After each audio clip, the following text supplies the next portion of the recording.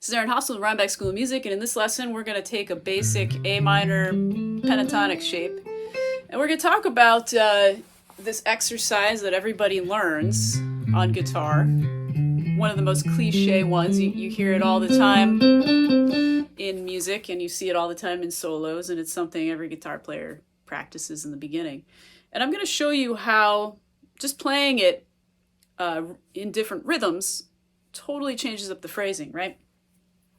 So for example, like I'm just going to take like a basic tempo here.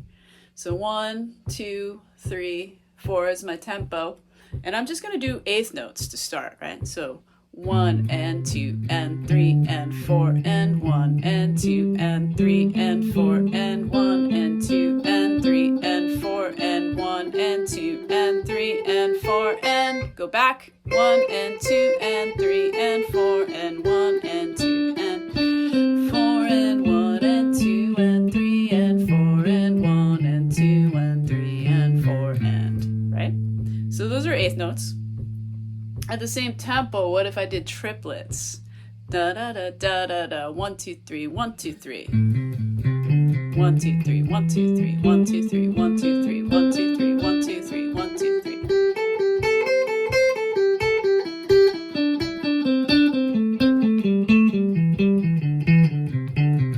Right? Now the phrasing sounds totally different, right?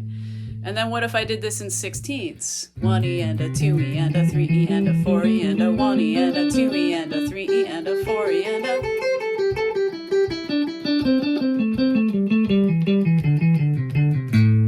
Right? So it's the same exercise, but it's the difference between...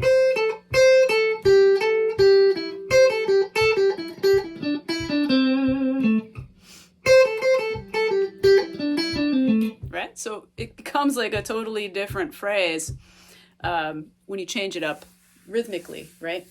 And that's kind of what, helps with improvisation, I think, too, is, when you learn solos from other guitar players, one thing that I used to like to do is take the same idea, but phrase it in my own way. So it's no longer, it's stealing. Yes, it's stealing still, but everything comes from some other inspiration somewhere. It's hard to be, absolutely inventive anymore. But, so for example, like taking a basic blues riff like that, right? And phrasing it differently. So.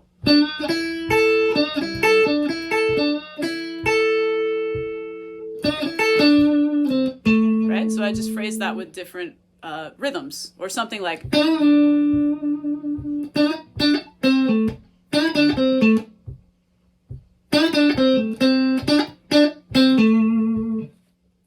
So just coming up with like the same thing and just playing it in different ways sometimes is sort of helpful, I think, to improvisation. Because, a lot of things that you play are things you've already practiced and things that you've stolen from other musicians, right? So how do you make it your own? You just phrase it differently, use different rhythms, just play it slightly differently, There's so many ways you can play the same phrase. Like that was just 3 notes, right?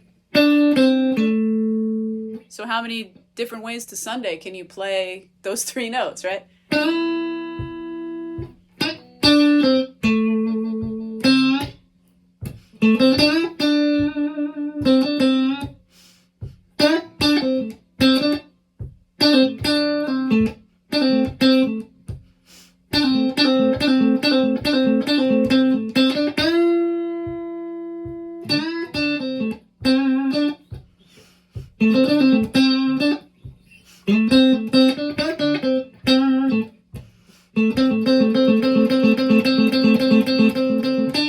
Right? So that's just 3 notes I'm playing, and I'm just combining them in different ways.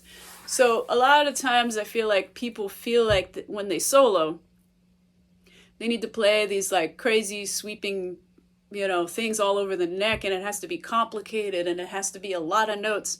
If you can take 3 notes and make those 3 notes sound good, then you're a good musician. You listen to a lot of what Santana plays, or certain guitar players that really just like, they hang on a bend forever.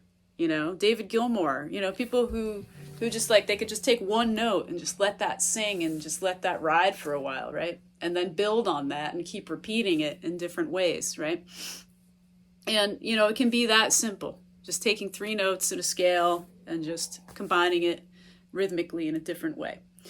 So anyway, I hope that was helpful. If you haven't already, visit www.rhinebeckschoolofmusic.com and subscribe. Become a patron, www.patreon.com/rhinebeckschoolofmusic. See you at the next one.